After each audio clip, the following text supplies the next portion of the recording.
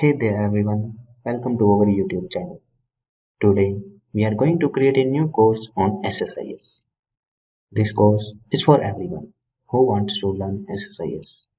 In this course, we will learn from basic, how it works, how we migrate the data from one system to another system, how we handle the errors in it.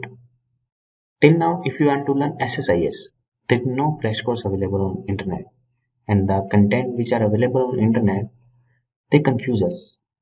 It takes so much effort to understand the SSIS. So that's why we are planning to create a fresh course on SSIS, and we are going to teach SSIS in a very simple and easiest way so that everyone can learn about it. We will do our best to teach you guys. So let's meet in our next video session, and please don't forget to subscribe our channel.